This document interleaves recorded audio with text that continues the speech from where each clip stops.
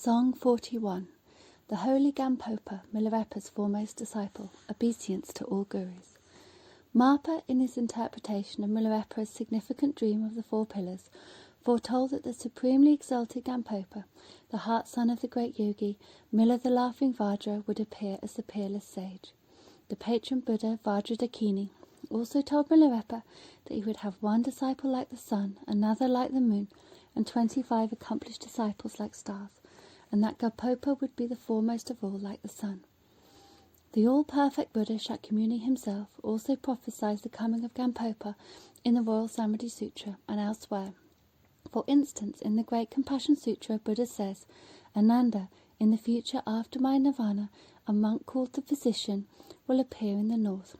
He rendered outstanding services to the previous Buddha after having served hundreds of thousands of Buddhas in his former lives. He is well grounded in virtues and supreme thoughts, and has entered the immaculate path of Mahayana for the benefit and happiness of many sentient beings. He will appear as a well-informed man, highly versed in the scriptures of the Bodhisattva's doctrine, who speaks the words of the great vehicle, and demonstrates faultlessly and perfectly the Mahayana teaching. And so, at this time of 5 defilements, appeared in Tibet, the snow country of the north, Dagpo Lajé, the physician from Dagpo, whose fame was heard in all lands. He was a great bodhisattva who had reached the 10th final stage of the path and realized its direct insight. The Jetsun Milarepa foresaw him in his illuminating samadhi. He blessed Gampopa with the grace of samadhi and attracted him with his mind power. It was he, the great Gampopa, who dawned upon the Buddhist religion and brought many sentient beings to the great Bodhi path. His life story is vast like the mighty ocean, of which this epitome of his biography is but a single drop. The Lord Gampopa was born in the Seba Valley in Nyal in Tibet. His family was the Niwa. His father, a physician called Wutso Galbar Jelbo, had 2 wives, Gyunlaza and Zangdan, each of whom gave birth to a son. Gampopa was the eldest and was called Dumba Dharma Daug. His father, being an excellent consultant in worldly affairs, trained him so well that he became proficient in speech and in consultation.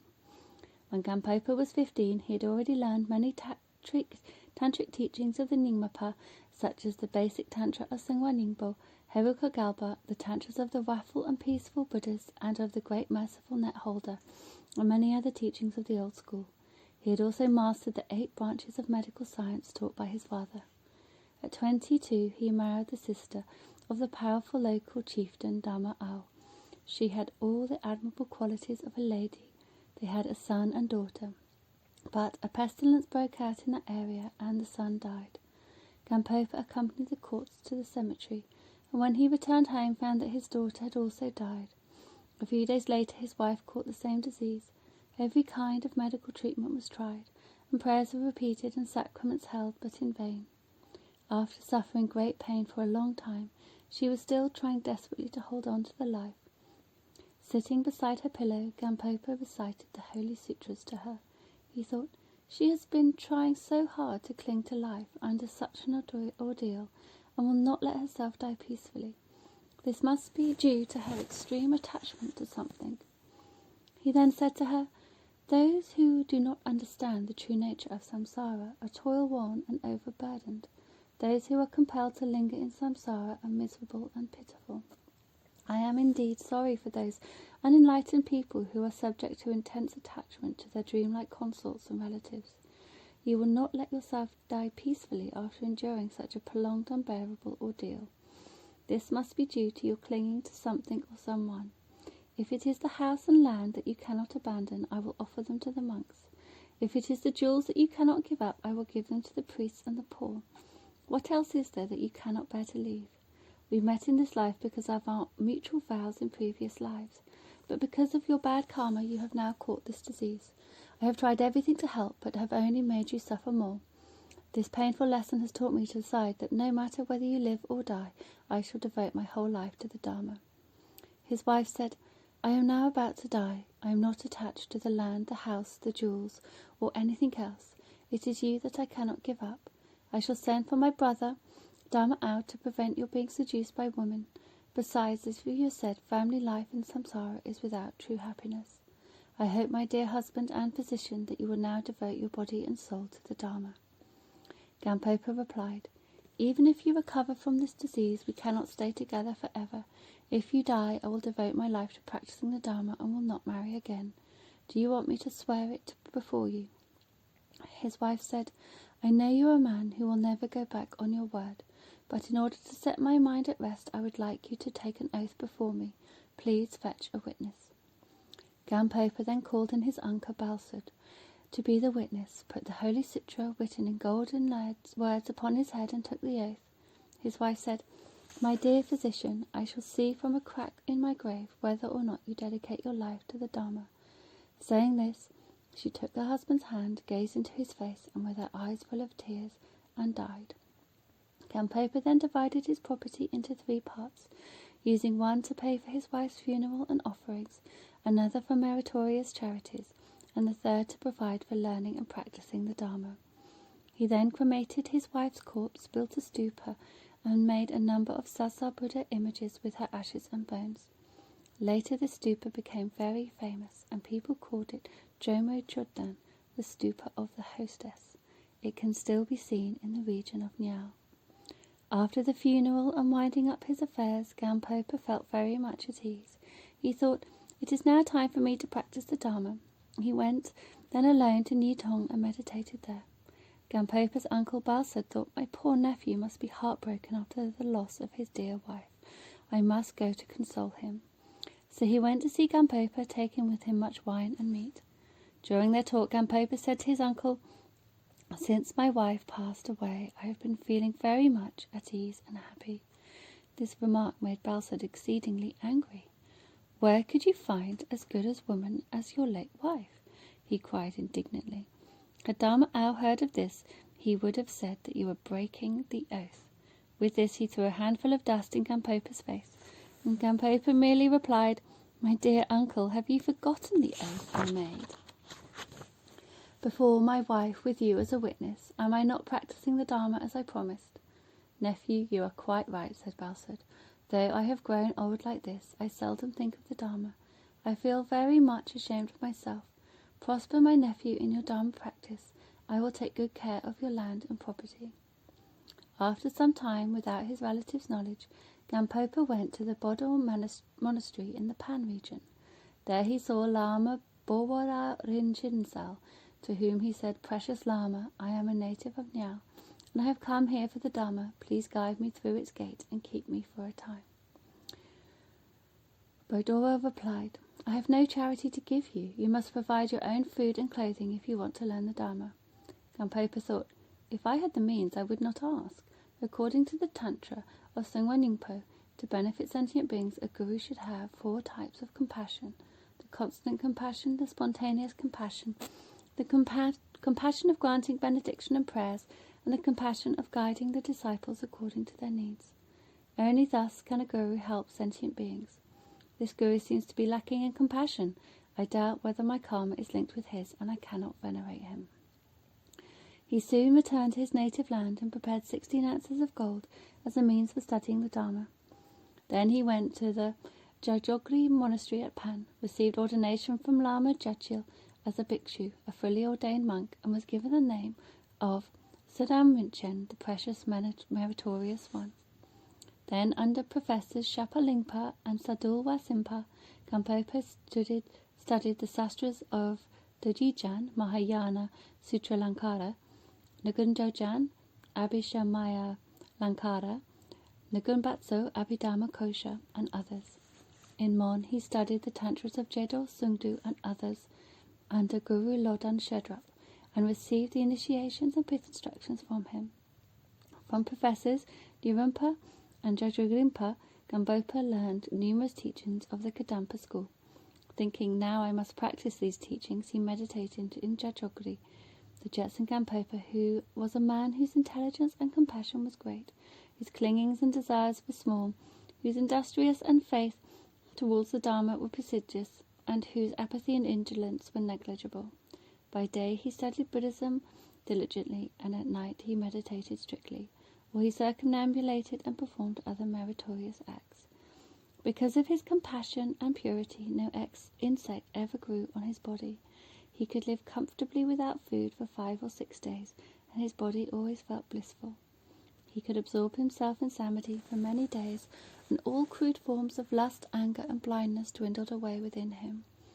As prophesied in the Golden Light Sutra, all the signs of preceding achievement of the 10th bhumi, the final and ultimate stage of enlightenment of a bodhisattva, had appeared unmistakably in his dreams. Sometimes afterwards, Gampopa had a vision in which he saw a green yogi dressed in rags, who put a hand upon his head, and wetting a finger with spittle flicked it in his face. He at once felt his dhyana growing better and deeper. In addition, he gained a decisive and immediate understanding of reality. In an experience fraught with joy, his mind became clearer, lighter, and more alert than ever before. He told some monks in the town about this experience, and they commented, "You were ordained a bhikshu, and have been observing the immaculate precepts flawlessly. A monk like you who dreams of yogis and the like will come up against difficulties, for these premonitory dreams are conjured by the demon beggar. You should therefore go to your teacher, ask him to give you a holy recitation, and invite a large group of monks to bless you with the rite of the 100 Torma offerings." This Gampopa did, yet the vision of the yogi appeared more often than before. At that time, in the sunlight happy cave of Dagmabhuto, the Jetsun Milarepa was setting in motion the wheel of Dharma, both of the expedient and of the ultimate truth.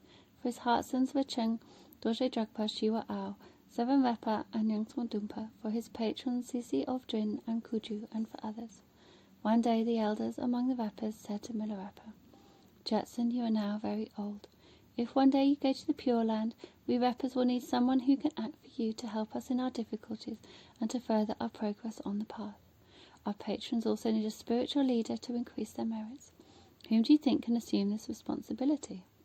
Whoever you have in mind should be given all the pith instructions without reservation, and should be invested with power and status. Without such a man, neither our teachings nor our lineage can spread widely, nor can our disciples be properly guided." Hearing their request, the Jetsun at first appeared slightly displeased.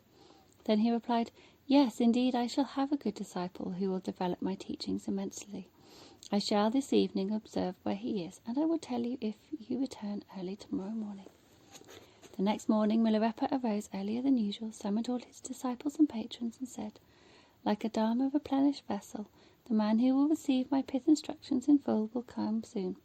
He is a fully ordained monk who bears the title of physician, and will hold my doctrine and spread it in all the 10 directions. Last night I dreamed of his coming with an empty crystal vase, which I filled with nectar from my silver vase. This old father now has a son who will benefit numerous sentient beings, and will illumine the doctrine of Buddha as the rising sun lights the earth. Oh, I am overflowing with joy and happiness." In great delight, Milarepa sang, "I bow down to all gurus, I pray to the gracious ones. In the east is found the white lion's milk, the source of supreme strength. One will, unless one taste it, never understand its power. Only after drinking can its strength be felt more deeply, yet only the Deva Indra can imbibe it. In the south the great tiger leaps with all his might, great and majestic as this is. One can never understand it without an actual contest. Only by vying with the tiger can one fully appreciate its leap, but only the great Dombiharuka rides it. In the west the jumbo fish has a bitter gall. Nothing in the world can taste more bitter, yet without directly sampling it, none can imagine how it feels. Only after tasting it can one fully understand its bitterness, but only the dragon Gowajoba has experienced it. In the north, great is the power of the blue gem dragon, yet without a formal contest its strength is never felt. Only after wrestling with this monster can one fully understand its might, but only the athlete Deva Galuga matches it. The milk of the white lioness in the east must be poured into a golden bowl, not into any common vessel, lest the vessel break and the milk be lost. The holy teaching of Naropa and Milarepa is deep and most profound, yet if one does not practice it, one sees nothing deep herein. Only after one has practiced can one fully understand its depth. This is the teaching my father Marpa had. This is the teaching Milarepa practiced. Milarepa's experience, insight, and instructions are always most effective and precise, yet those of little weight cannot receive them. They are only given to the able student, yet they all will be imparted to the monk, my coming heir. One day Gampopa went out for a walk of circumambulation. At the gate of the monastery he overheard 3 paupers talking about their urgent need, as a great famine had broken out that year. One of them remarked, "At a time like this our kind monks of Jajogli gave timely preaching to all Buddhists. They also invite everyone without discrimination to share their food. After we have eaten there, we can also beg a measure of the porridge left over and go to some pleasant place nearby to eat it together." Another suggested, "I have a better idea. Let us gather 1 full measure of half-ripened grain, make dough and season it with pepper. Then we can enjoy it together quietly in some abandoned house." The eldest said, "A cunning man always laughs and smiles, even if he is desperately hungry, while a good bird always flies like a vulture, even if it is starving. Let us therefore not say anything that might betray our yearning for food. Look, a llama is coming this way. We had better not let him hear our conversation. It would shame us to be overheard. Besides, if you want to make a vow, you had better make a big one. Vow, therefore, to become an immaculate son of heaven, the great emperor, protecting and spreading the holy Dharma, and governing all Tibet here and now, or vow to become a yogi like Milarepa, the king of all yogis, who lives an ascetic life in the snow mountains to the west, sustained mainly by the food of samadhi, dressed only in a thin cotton garment, and keeping his body warm by means of the blissful tumo. He is a yogi who practices the illuminating Mahamudra day and night. When he goes from one place to another, he flies. If you can renounce the world and practice the Dharma as he does, that would be best of all. But if you cannot do this, you should vow to see his face at least once in this life." Saying this, the old man shed many tears. When the Jetson Gampopa heard the name of Milarepa, he could not stop the spontaneous arising of great faith towards him. The emotion that struck him was so great that he fell into a faint for half a day. When he came to, he shed many tears and made many prostrations in the direction of Milarepa's abode. Then he prayed with great sincerity, calling repeatedly, "O Jetson, Jetson, please have pity on me. Please take care of me." He then performed the ritual of the 7 main oblations as an offering to Milarepa. In a great and incessant inspiration, Gampopa gained extraordinary, hitherto unattained experiences in his samadhi. Engrossed as he was with the thought of visiting Milarepa, the night rapidly passed. The next morning Gampopa called the 3 paupers in and served them with meat and food far exceeding their expectations, making them completely satisfied and happy. He then said, "I wish to visit the Lama who you mentioned yesterday. It seems that you know a great deal about him. I shall appreciate it very much if you will guide me to his place. I have 16 ounces of gold and will give you half for studying the Dharma." The 2 younger men replied, "We know very little about this Lama," but the older one said, "All right, I will guide you to him." That evening Gampopa made offerings and said prayers to the 3 precious ones. That night he blew a long, huge brass trumpet, the mighty voice of which reached to every corner of the earth. Even today there is no trumpet anywhere in all Tibet, and Wu and sang with a greater or more far-reaching sound. Gampopa then hung a drum in the air and beat a rhythm upon it, producing a solemn, pleasant, and overwhelming boom heard by numerous men and animals. On the same night he had a vision. A girl looking like a native of Mon came to him and said, "You beat a drum for human beings, but many animals have also been blessed by the sound." She then handed him a skull cup full of milk and saying, "Having blessed even the animals to such an extent, please drink this cup of milk. Before long, not only all the animals here, but all living beings in the 6 lokas will come to you. I am now going to the west," and she then disappeared. Afterwards Gampopa made this comment, "The human beings who heard the sound of my drum that night are those men of lesser capacity who must go through the successive stages of the path in a gradual manner. Great indeed are the bounties given to us by the Kadampa Lamas. The animals who heard my drum are my great yogi disciples who practice meditation in caves." This vision also indicated that I shall go to my Guru Milarepa and rely solely on his instructions in the skillful path of Mahamudra. Gampopa and the old man who set out to find Milarepa. In the course of the journey, Gampopa now murmured, now spoke, and now cried aloud, "Oh, when can I see my Guru?" His yearning to see the Jetson was so great that tears never left his eyes, and the thought of obtaining rest and comfort never entered his mind. When they arrived at a new place in Upper Nyang, the old man fell sick, and he said to Gampopa, "I do not know much about the way from here on. There is, however, a monastery called Saja nearby. You can inquire there." He then left Milarepa, Gampopa, to go on alone. Gampopa walked on like a blind beggar, wandering in no man's land. When night fell, he covered his face with his hands, bent down to the ground, and wept bitterly. Suddenly the old man appeared again and said, "Do not weep so bitterly. I will show you the way." Later, Gampopa realized that all three paupers were Milarepa's transformations. Gampopa continued his journey, asking for directions along the way. When he reached Stronsochawa, he met a number of tradesmen from the highlands and asked them about Milarepa. A merchant from Nyanyon called Dawa Zungpo said, "The master of yoga, the great Milarepa, the accomplished guru whose fame is known all over Tibet, is now residing at Chuba of Drin."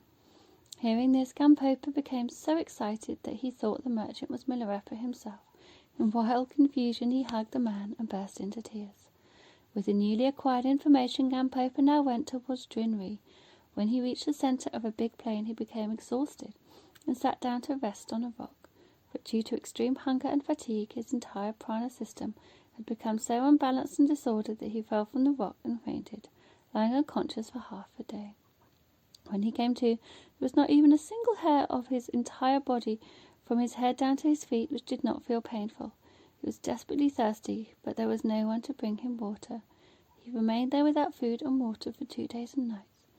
Then he made this vow: "If I cannot see the Jetson in this life, I swear that in the next life I will be born near him, and that my mind will be united and become one with his. In the 3 bar days after my death, I will only look to him as my sole refuge." With the greatest sincerity and in tears, he asked this vow. He made this vow.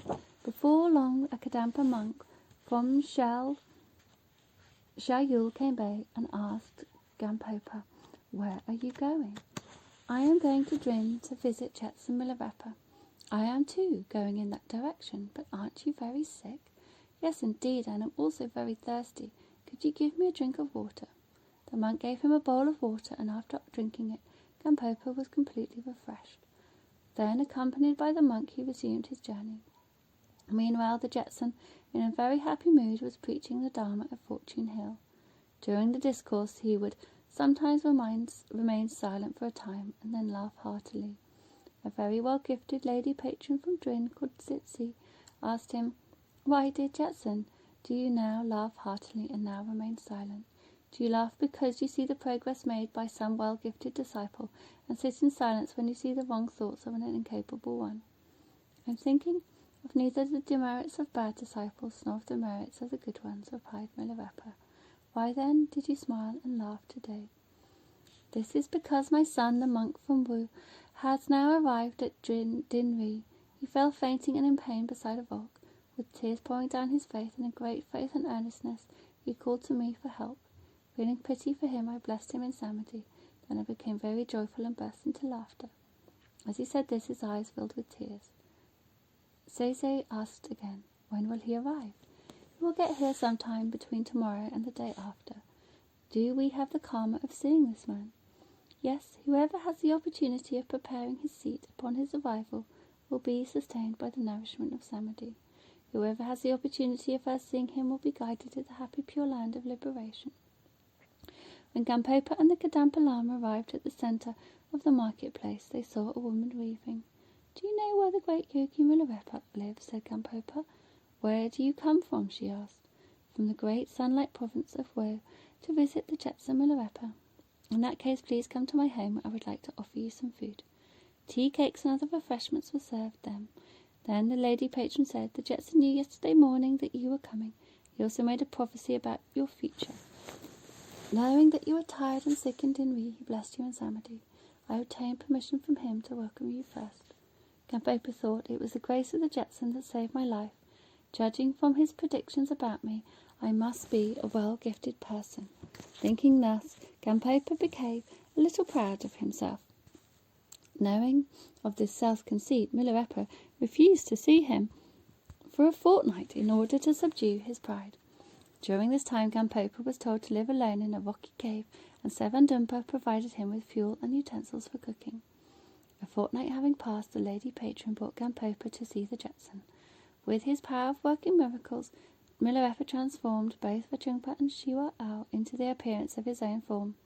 As a result, Gampopa was unable to identify the real Jetson. Then Machungpa pointed to the central figure and said, "This is the real Jetson." Whereupon Gampopa, the precious one, offered Milarepa 16 ounces of gold as a mandala, together with a brick of tea, introduced himself, and related the story of his journey from Wu. Then he earnestly besought the Jetson to recount his life story. Milarepa looked straight ahead for a while solemnly, and with his eyes fixed, picked up a piece of gold from the mandala, tossed it into the sky, and said, "I offer this to Marpa. As he said this, heavenly music and light appeared all around them, in magnificence beyond description. Milarepa took a full cup of wine and drank half of it. Then he handed the remainder to Gampopa and said, "Drink it up." Gampopa hesitated, thinking, "This is against the priestly rule, particularly in front of so many people." "Do not think so much, drink it," said Milarepa. Being afraid of spoiling the good omen, Gampopa at once drained the skull cup, proving by his behaviour that he was a good vessel, capable of receiving the pith instructions which would become the holder of the lineage. "What is your name?" said Milarepa. "My name is Sona Minchen, the precious, meritorious one." The Jetson then replied thrice. His merits were gained by accumulating a store of virtues. He is truly precious to all sentient beings. Milarepa thought to himself, "Whoever hears the name of this son of mine will be liberated from samsara, but I had better not speak of it now." After a while he said to Gampopa, "It is very wonderful that you have faith in me and have come here to see me. I do not need your gold or tea. As to my life story, I shall sing you a song." Then, accompanied by Machungpa and Shiwa Ao, Milarepa sang. In the sky of Dharmakaya, beyond Playwoods, gathering the clouds of ever-flowing compassion, I bow down at the feet of gracious Marpa, the shelter and refuge of all beings. On my right sits my son Machungpa, on my left sits Shiwa Ao. Both join me in chorus singing a song for you, dear physician. In the holy land of India, though many teachers boasted much, the two most famous gurus were the great Naropa and Milarepa, who, like sun and moon, lit up the world. Their heart sun was Marpa, the translator, who mastered Buddha's teaching, was the host to all mandalas, and attracted well-endowed disciples. Hearing of the great master, praised by all dakinis, I yearned to see him. I sought him with all my strength. On seeing him I swooned in ecstasy, bowed at his feet, and sought profound instruction, that in this life would lead to Buddhahood. My father Buddha said, "By the mercy of Naropa, I have this knife-like teaching. It's sharp enough to cut samsara's chain." Exerting my body, mouth, and mind, a pauper, I worked hard to please him. Looking at my fever and devotion with omniscient eyes, he said kindly, "The instructions of the full series are not perfect today. Some are deficient, some are overdue, though one may risk a headache imparting them to one's disciples. Little profit can they bring. In days of defilement such as these, people have little time for leisure, while their activities are great. Waste not your time in studies, but practice the essential teachings." To repay the bounty of my guru and conquer the fear of death, I meditated hard and resolutely, converting into blessings my wrong thoughts. Realizing that what the three kleshas are, I saw the Trikaya omnipresent. To my capable disciples will I transmit the inner experience and blessing. To you will I impart the profoundest pith instruction. With their practice you will spread the Buddhist faith. Bear this in mind, my dear physician. You soon will reach the state of relaxation. This, in brief, is my life story. The details can wait until another time. I, the old man, do not want your gold.